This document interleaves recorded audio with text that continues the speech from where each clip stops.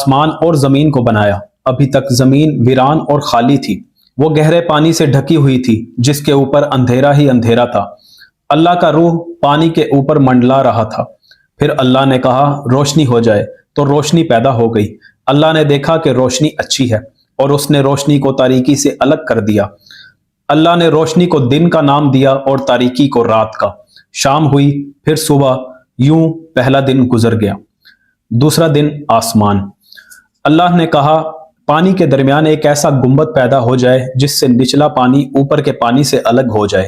ایسا ہی ہوا۔ اللہ نے ایک ایسا گنبد بنایا جس سے نچلا پانی اوپر کے پانی سے الگ ہو گیا۔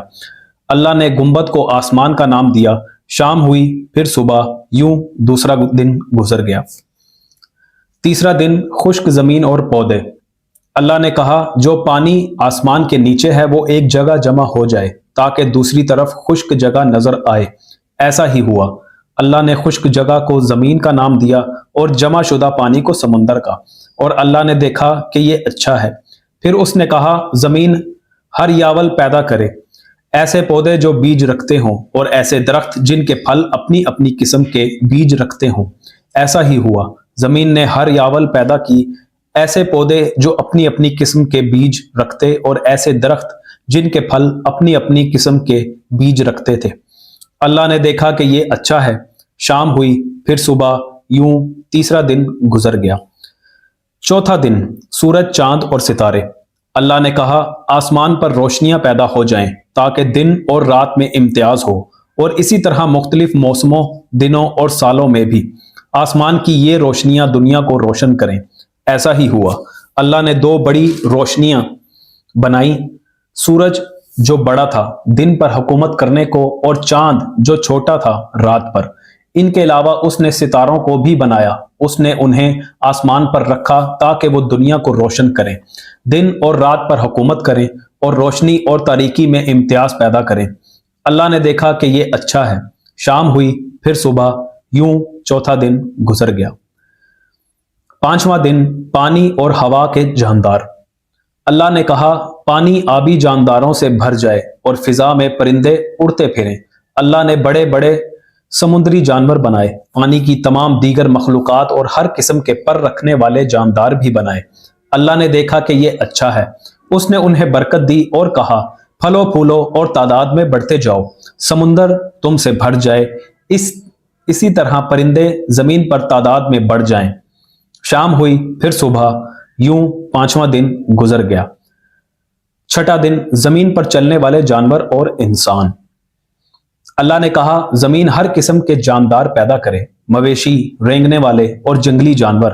ایسا ہی ہوا۔ اللہ نے ہر قسم کے مویشی، رینگنے والے اور جنگلی جانور بنائے۔ اس نے دیکھا کہ یہ اچھا ہے۔ اللہ نے کہا آؤ اب ہم انسان کو اپنی صورت پر بنائیں، وہ ہم سے مشابہت رکھے، وہ تمام جانوروں پر حکومت کرے، سمندر کی مچھلیوں پر، ہوا کے پرندوں پر، مویشیوں پر، جنگلی جانوروں پر، اور زمین پر کے تمام رینگنے والے جانداروں پر۔ یوں اللہ نے انسان کو اپنی صورت پر بنایا، اللہ کی صورت پر۔ اس نے انہیں مرد اور عورت بنایا۔ اللہ نے انہیں برکت دی اور کہا پھلو پھولو اور تعداد میں بڑھتے جاؤ، دنیا تم سے بھر جائے اور تم اس پر اختیار رکھو، سمندر کی مچھلیوں، ہوا کے پرندوں اور زمین پر کے تمام رینگنے والے جانداروں پر حکومت کرو۔ اللہ نے ان سے مزید کہا تمام بیجدار پودے اور پھلدار درخت تمہارے ہی ہیں، میں انہیں تم کو کھانے کے لیے دیتا ہوں۔ اس طرح میں تمام جانوروں کو کھانے کے لیے ہریالی دیتا ہوں، جس میں بھی جان ہے وہ یہ کھا سکتا ہے، خواہ وہ زمین پر چلنے پھرنے والا جانور، ہوا کا پرندہ یا زمین پر رینگنے والا کیوں نہ ہو۔ ایسا ہی ہوا۔ اللہ نے سب پر نظر کی تو دیکھا کہ وہ بہت اچھا بن گیا ہے۔ شام ہوئی، پھر صبح، چھٹا دن گزر گیا۔ ساتواں دن آرام۔ یوں آسمان و زمین اور ان کی تمام چیزوں کی تخلیق مکمل ہوئی۔ ساتویں دن اللہ کا سارا کام تکمیل کو پہنچا، اس سے فارغ ہو کر اس نے آرام کیا۔ اللہ نے ساتویں دن کو برکت دی اور اسے مخصوص و مقدس کیا، کیونکہ اس دن اس نے اپنے تمام تخلیقی کام سے فارغ ہو کر آرام کیا۔ آدم اور حوا۔ یہ آسمان و زمین کی تخلیق کا بیان ہے۔ جب رب خدا نے آسمان و زمین کو بنایا तो शुरू में झाड़ियां और पौधे नहीं उगते थे। वजह यह थी कि अल्लाह ने बारिश का इंतजाम नहीं किया था और अभी इंसान भी पैदा नहीं हुआ था कि जमीन की खेती बाड़ी करता। इसकी बजाय जमीन में से धुंध उठकर उसकी पूरी सतह को तर करती थी। फिर रब खुदा ने जमीन से मिट्टी लेकर इंसान को तश्कील दिया और उसके नथनों में जिंदगी का दम फूंका तो वो जीती जान हुआ। रब खुदा ने मशरिक में मुल्क अदन में एक बाग लगाया, उसमें उसने उस आदमी को रखा जिसे उसने बनाया था। रब खुदा के हुक्म पर जमीन में से तरह तरह के दरख्त फूट निकले, ऐसे दरख्त जो देखने में दिलकश और खाने के लिए अच्छे थे। बाग के बीच में दो दरख्त थे, एक का फल जिंदगी बख्शता था जबकि दूसरे का फल अच्छे और बुरी के पहचान दिलाता था। अदन में से एक दरिया निकलकर बाग की आबपाशी करता था। वहां से बहकर वो 4 शाखों में तकसीम हुआ। पहली शाख का नाम फैसोन है, वो मुल्क हवेला को घेरे हुए बहती है, जहां खालिस सोना, गूगल का गोंद और अकीके अहमर पाए जाते हैं। दूसरी का नाम जेहून है, जो कूश को घेरे हुए बहती है। तीसरी का नाम दिजला है, जो असूर के मशरिक को जाती है, और चौथी का नाम फुरात है। रब खुदा ने पहले आदमी को बाग अदन में रखा ताकि वो उसकी बागबानी और हिफाजत करे, लेकिन रब खुदा ने उसे आगाह किया, तुझे हर दरख्त का फल खाने की इजाजत है, लेकिन जिस दरख्त का फल अच्छे और बुरे की पहचान दिलाता है उसका फल खाना मना है। अगर उसे खाए तो यकीनन मरेगा। रब खुदा ने कहा, अच्छा नहीं कि आदमी अकेला रहे, मैं उसके लिए एक मुनासिब मददगार बनाता हूं। रब खुदा ने मिट्टी से जमीन पर चलने फिरने वाले जानवर और हवा के परिंदे बनाए थे। अब वो उन्हें आदमी के पास ले आया ताकि मालूम हो जाए कि वो उनके क्या क्या नाम रखेगा। यूं हर जानवर को आदम की तरफ से नाम मिल गया। आदमी ने तमाम मवेशियों, परिंदों और जमीन पर फिरने वाले जानदारों के नाम रखे, लेकिन उसे अपने लिए कोई मुनासिब मददगार न मिला। तब रब खुदा ने उसे सुला दिया। जब वो गहरी नींद सो रहा था तो उसने उसकी पसलियों में से एक निकालकर उसकी जगह गोश्त भर दिया। पसली से उसने औरत बनाई और उसे आदमी के पास ले आया।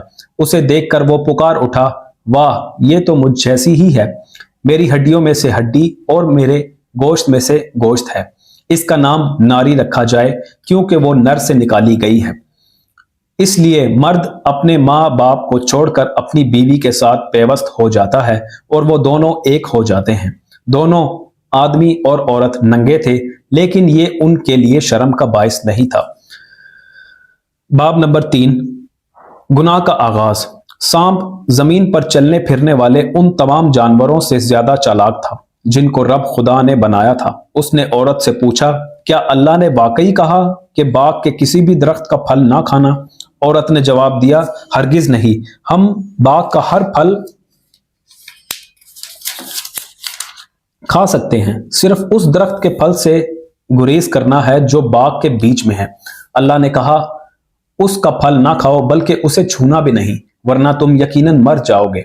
सांप ने औरत से कहा, तुम हरगिज ना मरोगे, बल्कि अल्लाह जानता है कि जब तुम उसका फल खाओगे तो तुम्हारी आंखें खुल जाएंगी और तुम अल्लाह की मानिंद हो जाओगे। तुम जो भी अच्छा और बुरा है उसे जान लोगे।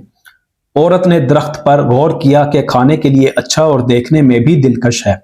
सबसे दिल फरेब बात यह कि उससे समझ हासिल हो सकती है।